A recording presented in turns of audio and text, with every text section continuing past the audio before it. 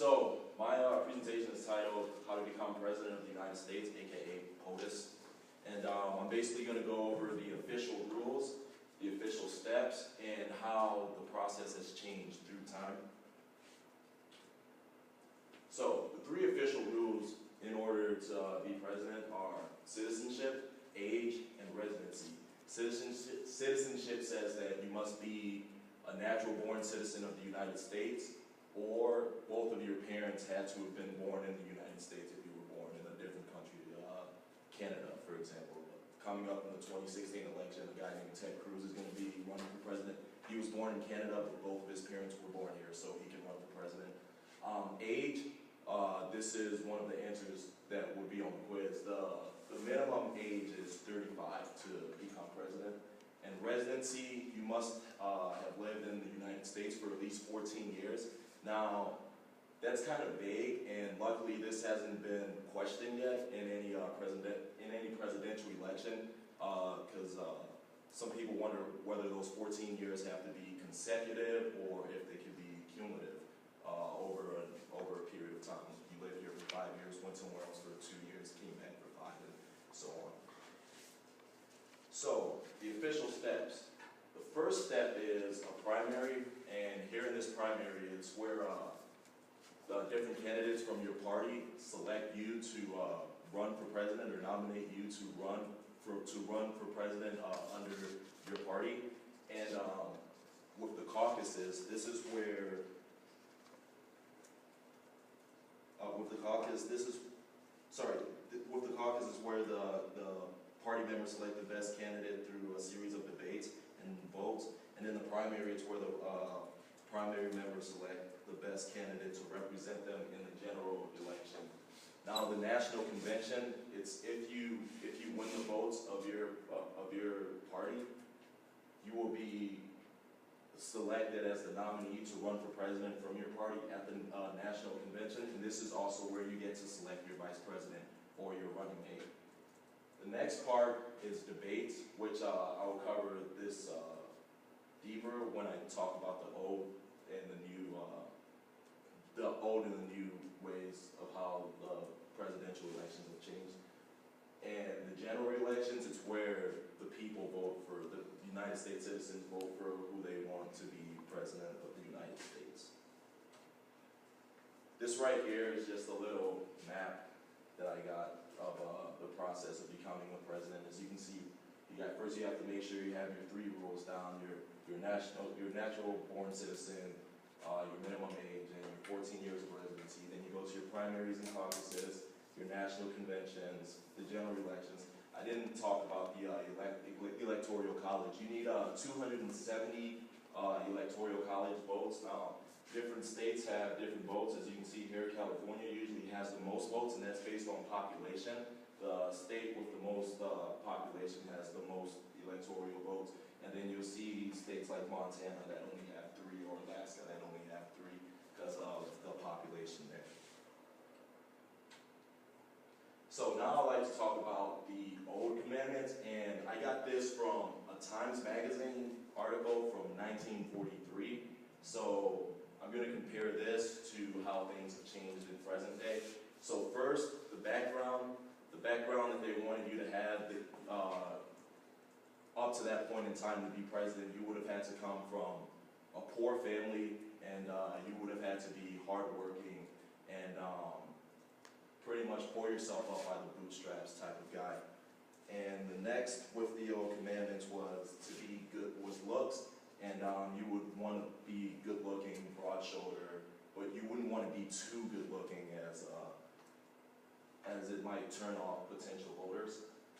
The third one was vigorous, which it pretty much means that you have to be healthy and active. They didn't want a president who would seem like he was sick, or he could or something could happen to him in office due to illnesses. And vigorous, also the active part, they wanted you to know how to operate a shotgun and how to do things in nature such as fishing and hunting. And attractive family, you pretty much, and I'll talk about this later as well, and in the wrap up of the comparison, you wanted to have an attractive wife and attractive kids, and your wife would have to be out in the political circle or sphere with you as you campaign. Success, you wanted to have some success, but not too much success as to belittle your fellow man. You wanted to have a common understanding with the people. National issues, you wanted to talk about national issues that pertain to the current situation of the time, such as economics or foreign policy, and you wanted to touch on national issues that weren't too picky, that wouldn't draw controversy between your voters. So you definitely didn't want to talk about something as in abortions at a time like that. So the electorate, that pretty much means that this has to do with what I talked about earlier with the primaries and the caucuses. You didn't want to run as an independent at that time. You wanted to have the backing of your party members, so you pretty much wanted to go through that election process where you have someone from your party elect you to run for president. And old line leaders, you wanted to idealize with the old leaders of your party. You wanted to have their ideologies. So if you were a Democrat at that point in time, you would have wanted to be conservative, because this is back in 1943. And if you were a Republican, you would have been more liberal. You would have aligned with more liberal party lines. And well-heeled backers, even then they had donors who would contribute to their elections so then that they could run different political ads. There was one ran against Grover Cleveland that said, "Mama, where's my pa?" Because he was one of the presidents who was a bachelor before entering office, and that was ran against him by his opponent, pretty much to smear him, saying that that he had fathered some illegitimate children. And then after he won the election, the comeback to that was, "Mama, where's my pa? He's at the White House, ha ha ha." And public appearance, you wanted to go door to door talking to your potential voters, because back then you didn't have the forms of communications that we have, such as the television being popular. Radio was there, and that was one of the main ways to communicate. And of course, you didn't have the internet or Twitter or Facebook to get to your audience. And now for what I call the new commandments of to become president. You have to have nerves of steel. So when you go out there, you have to be brave, and you have to fully support your party's views in the primaries. And when it comes to the national election, you sort of have to switch those views and come towards the middle, so then that the voters can see you as a guy who's a moderate and not too right-wing or too left-wing. You want to be in the middle. Charisma, you have to capture the attention of your audience. So you don't want to have a guy who goes out there who's very nervous or who's very anxious or has too many arm movements, because you can turn away your audience. Scandals, you want to keep your scandals at a minimum.